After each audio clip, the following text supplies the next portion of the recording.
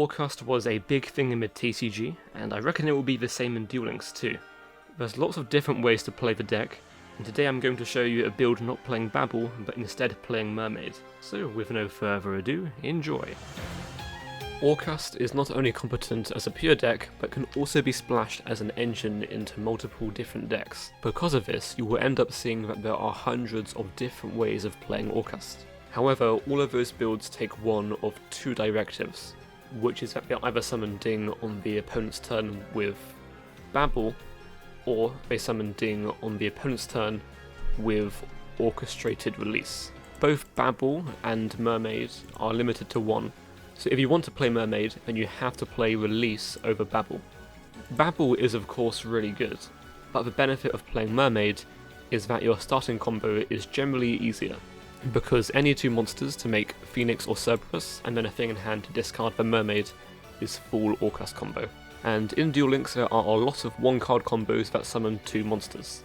The ones that I play in this build are Neospace Connector and Phantom Skyblaster. I also play Linkslayer since it is one half of a Mermaid, but it also plays into back row really well, especially by discarding Orcust monsters. Speaking of Orcust monsters, I'm doing only one harp and only one symbol. In the Mermaid builds, you don't need multiples of these because we aren't trying to draw them, and to use them multiple times, we just shuffle them back with Galatea. 2 Orcust Knightmare, because if you only play one and you draw your only copy, then you cannot use Mermaid unless you have Switcheroo live. Cosmic Cyclone is really good into this new meta, and Switcheroo makes it even better, because after you use Cosmic Cyclone, you can use Switcheroo to help fix your hand. If Orcust does end up being the best deck, then Book of Moon will not be a good card to play. Since going first, it doesn't stop them too much, and going second, Book of Moon does nothing into an Orcust board, because it does not stop you from getting dinged, regardless of if they're taking the Babel route, or if they're playing the Mermaid route, which ends on Release. Because if you put one of their two machines face down, they can still tribute face down monsters for Release. Chalice does about the same going first as Book of Moon, but going second it is a lot better, because when they go to summon Dingirsu on your turn, you can use Chalice. Dingirsu has an incredibly powerful effect when summoned, which lets them send any card on the opponent's field to the graveyard, which is non-targeting and does not destroy, which bypasses a lot of protection and is quite hard to play through for a lot of decks. If you are playing the Babel version of the deck, then I do highly recommend that you play Scrap Recycler. But I'm not playing Scrap Recycler here, because it plays very hard into Ice Dragon's Prison. And Scrap Recycler is not full combo if you are not playing Wand. I'm not against playing Wand, but the card isn't good to draw, so being able to play one less bad card to draw in my deck is pretty nice. Then we're playing Release over Babel because we're playing a Mermaid build, not a Babel build. And we're playing one other draw spell, so that if we already draw this card, we can set this from deck off of Galatea. We don't want to play multiple of this card though, because we only have 4 Orcust monsters to send. For the extra deck, we have 2 Ding and 2 Galatea. 2 of both comes up, but you don't need 3 of either. Then Phoenix and Cerberus, which gets turned into Mermaid. Long Gersu isn't amazing if you aren't playing Babel, but it is still pretty good to shuffle back 2 of your Orcust monsters. And yeah, enjoy the gameplay. Okay, so this is our rank up to Cog. It's currently 1 AM, so we're going to lead off Skyblaster.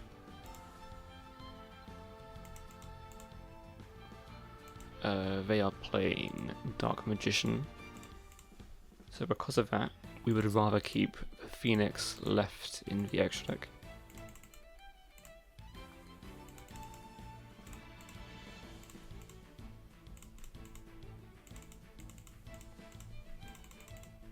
Up into Mermaid. Go Mermaid effects.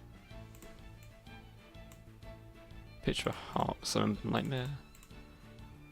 It's very important to play 2 Knightmare, because if you only play 1 Knightmare and you open one, then you can't use Mermaid. So now we go these 2.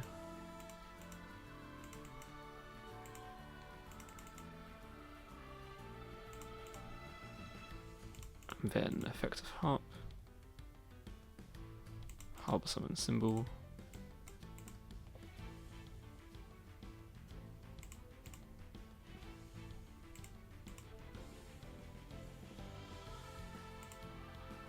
Gonna set a trap here. Going to rank up into Ding. We're also going to summon Ding in the main monster zone, not in the extra monster zone. Because if we summon Ding to the EMZ, then it becomes a bit more awkward to link it off on turn 3. Because you don't always want to link it off, because it does have that protection effect.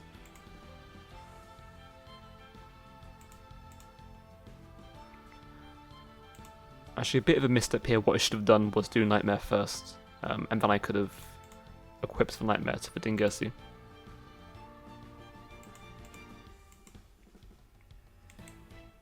My excuse is that it is 1 AM. And plus...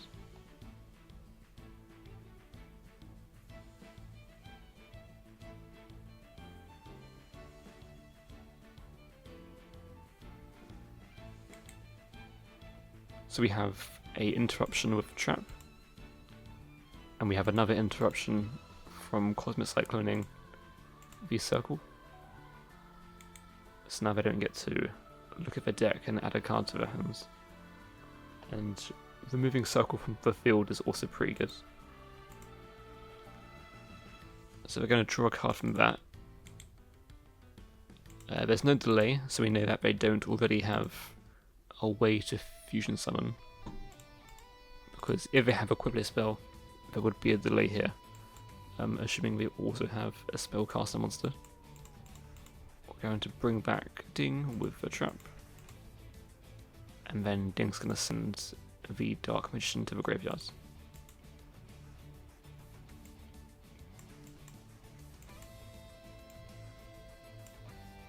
Yeah, if I did do this correctly, the difference is that there would be a Knightmare in the graveyard and not banished, but it isn't too much of a difference here. I can add the Conjurer and the Dimension, but they have already normal summoned at this turn. We do have Apprentice though, that's pretty good.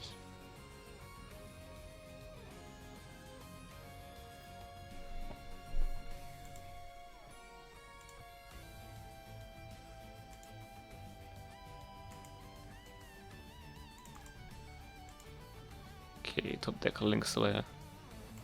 So what I can do is now use Switcheroo to put back the Orcust Knightmare to the deck. And this is where Switcheroo becomes really good, because normally, if you look at my deck list, I only play Harp and 3 other Orcusts. So if I wasn't playing Switcheroo here, I wouldn't be able to use Harp Horror from Grave. But now I can put this back to the deck, draw hopefully a different card, and now I can go effective Harp Horror, summon Knightmare from deck, and we can use these two. We are Dark Lock, so we cannot make Knightmare Phoenix, but instead what we can do is we can go Tribute Summon Link Slayer. A bit of a weird play, but it does work. Tribute Summon Link Slayer, and have Link Slayer pitch Link Slayer to pop the back row. Then we go simple, summon the Dingirsu, or... well, yeah, that would be obviously game, but just to demonstrate other possible plays that we can do in this deck. Say for example, we didn't know that we had game. In case we have a hand trap, we would do this play, which is still lethal, but it means that we also get a draw 2. We get to send this, pick up 2 cards. Those are 2 pretty good draws. And now we make Dingirsu. And then Dingirsu will send the Apprentice to the graveyard. So even if it had a way to survive this turn, we still have the Cosmic and Chalice. And there we go. GG's. Da-da.